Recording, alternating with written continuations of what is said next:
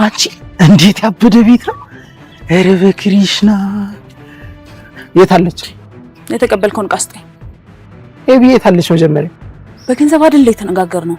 አንቺ ነሽ በገንዘብ ያልሽው፣ እኔ በኤቢ ነው የተስማማሁት። ይልቅ እቃውን ስጠኝና ገንዘቡን ልክልሃለሁ። አልሰጥም። ኤቢን አይኗን ሳላያት አልሰጥም። እንደም ጠጣው። እሺ እንዴ አንቺ አንቺ በቃ አረ ግን ታይ መች ነው የምታገናኙ?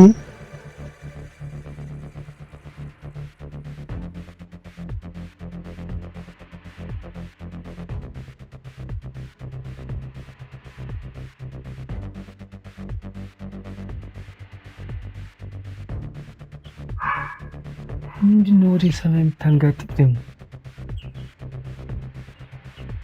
ያቀደችው ነገርም አለ። ቲዮች ሴትዮ እዚህ ቤት ተመጣይ ጀምሮ ምንም አልጣመች። እንዲህ ያለ ቤቱን እንዲው ቆልታ ትጨርሰው። እንዲው አንድ ቀን እንዲው እጄ ላይ ቢጥልሽ ምን አለ? ቆርጬ እንዲው አንጠራራት እንዲው ጋር ደሞ ሱሪ ለጥታ ደሞ ሰውን እንትን የምትልበጧ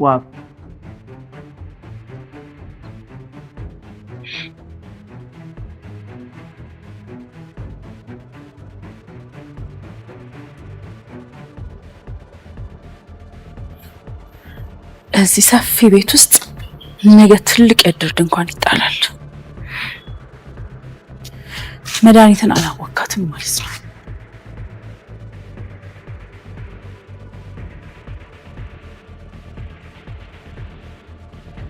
ደረጀ እንደዛተው መድኃኒት ቤተሰቡን በታትና ድብልቅልቁን ለማውጣት አንድ እርምጃ ስትሄድ እሱ አስቀድሞ ሁለት ተራምዶ ወዴትም እንዳትሄድ መፈናፈኛ ሳጥቷታል። እዚህ ቤት ከመጣች ጊዜ አንስቶ የሰራቻቸው ተንኮሎች ሁሉ ያልተሳኩላት መድኃኒት ደረጀ እስከዛሬ ድረስ ዝም ብሏት ቆይቶ የነበረ ቢሆንም በአሁኑ የሰራባት ነገር ግን በጣም ከባድ ነበር። እሷም እሱን ለመበቀል ለመግደል መርዝ ገዝታ ወደ ቤት ገብታለች። ከዚህ አስቀድሞ መድኃኒት ለብቻዋ መኝታ ክፍል ውስጥ ተቀምጣ ከራሷ ጋር ማውራት ትጀምራለች። እንዴ በቃ ልጅ ነው ማለት ነው። ይሄ የማይረባ እህቴ ላይ ተጫውቶባታል ማለት ነው። ወይኔ ማርቲ ጉድሽን አልሰማሽ እንዴ? ይሄ እኮ የማይታመን ነገር ነው። ሰላም የወለደችው ከደረጀ ነው ማለት ነው። ይሄኔ ዳጣንም ከሌላ ወልዶ ነው ያመጣት ብላ ከራሷ ጋር ታወራለች።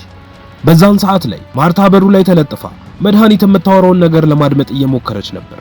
እዛው ባለችበትም ደረጀ ይመጣና ማርቲ ምን እያደረግሽ ነው ብሎ ሲጠይቃት እሷም እንዴ እኔ ምን አውቃለሁ ልጅቷ ምን እንደሆነች እኔ እንጃ ብቻዋን እኮ እያወራች ብላ ስትለው ደረጀም ግዴለሽም ማርቲ እኔ አናግራታለሁ አንቺ እዛው ሳሎን ጠብቂ ብሎ ሲላት እሷም ምን ማለትህ ነው ሲጀመር ለምን መጣ እኔ ይዣት እመጣለሁ አላልኩም ነበር ብላ ስትለው ደረጀም መጀመሪያውን እኮ እኔ ልምጣ ስልሽ ነበር እባክሽ የምልሽን ስሚ እኔ አናግራታለሁ ከዛም ይዣት አመጣታለሁ ግዴለሽም ሂጂ ብሎ ይሸኛትና ወደ መድኃኒት ክፍል ይገባል። እሷም እንዳየችው በንዴት ከተቀመጠችበት ተነስታ አንተ ከሃዲ ምንድነው ያደረግከው ብላ ስትለው ደረጀም አትንተተኪ ምንም አያገባሽ ብሎ ሲላት እሷም አንተ ማርታ ላይ ልጅ ወልደህባታል አይደለ ጉድህን ደርሽበታል የሰላም ልጅ ያንተ ልጅ ነው ይሄንን ደግሞ ለእህቴ ሳልነግራት ዝም አለኝ ብላ ስትለው እሱም አዎ ልጄ ነው ይሄንን ነገር ለማርታ ነግራታለሁ ብትይ ህይወትሽ እስከመጨረሻው ያበቃለታል ሰሚያለሽ እኔ ስሬን ጨርሻለሁ ብሎ ሲላት እሷም ግራ ተጋብታ ቆይ ምን እያልከኝ ነው ብላ ስትጠይቀው ደረጀም ይሄንን ነገር ለማርታ ንገሪያትና ምን እንደሚፈጠር ይሄውልሽ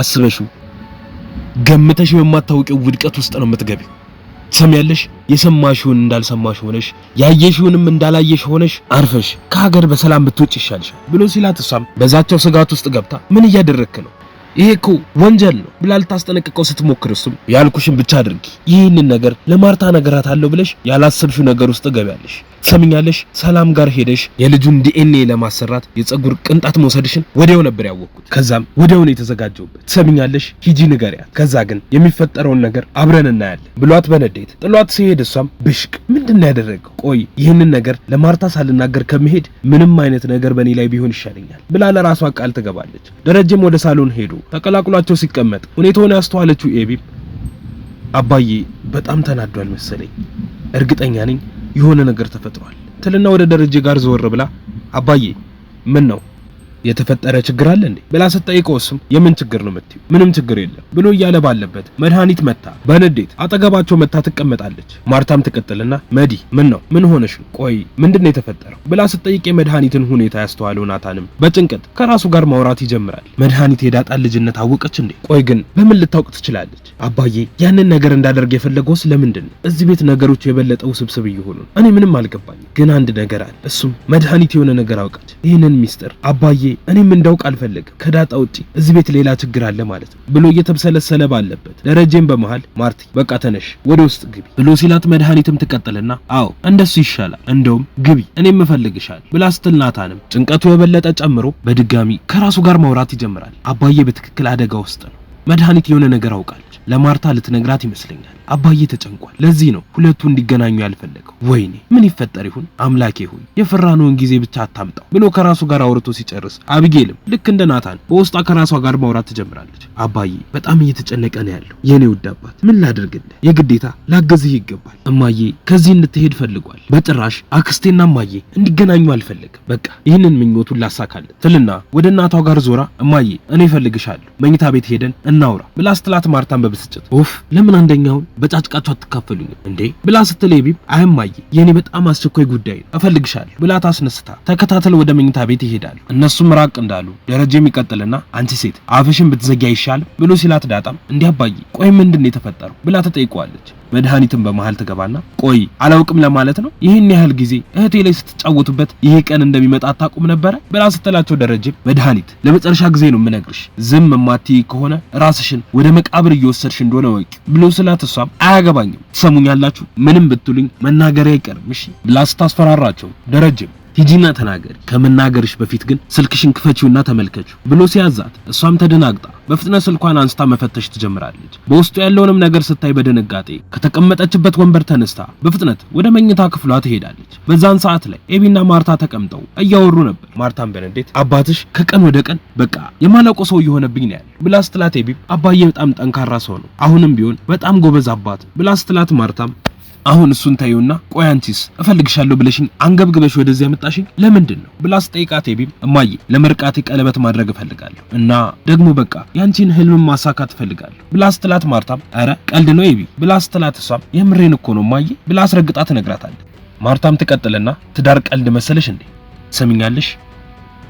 ማድረግና መፈለግ ይለያያሉ። እሺ ቆይ ግን ቀለበት የሚያደርግልሽስ ማን ነው ብላ ስጠይቃት ኤቢም አንድ ቆንጅዬ ልጅ ነው አስተዋውቅሻለሁ፣ በቃ እኔ ማግባት እፈልጋለሁ፣ እናትና አባቴን ማስደሰት ነው የምፈልገው ብላ ስትላት ማርታም በንግግሯ ተገርማ አንቺ ልጅ ግን ከምርሽ ነው በቃ እጅ ሰጠሽ ብላ በድጋሚ ስጠይቃት ኤቢም አዎ እማዬ ልጁ ረጅም ጊዜ በጣም ሲያስቸግረኝ የነበረ ነው እና አሁን ደግሞ ቀለበት እናደርጋለን ብሎኛል ብላ ስትላት ማርታም ኤቢ ይህንን ማመን አልቻልኩም፣ የእውነት ይህንን ልትነግሪኝ ነው የፈለግሽው ብላ ስጠይቃት ኤቢም አዎ እማዬ እየቀለድኩ አይደለም ከምሬ ነው፣ በቃ አንቺ ብቻ ተዘጋጂ፣ የምርቃቴ ቀን ቀለበት አደርጋለሁ ብላ ትነግራታለች። ከዚህም በኋላ ነው በነገታው ጠዋት መድኃኒት አርጁን ጋር ደውላ ደረጀን መግደያ የሚሆናት መርዝ ያስመጣችሁ። በቀጣይ ምን የሚፈጠር ይመስላችኋል? ሐሳብ እንዲሁም ማስተያየታችሁን ኮሜንት ላይ ጻፉልን።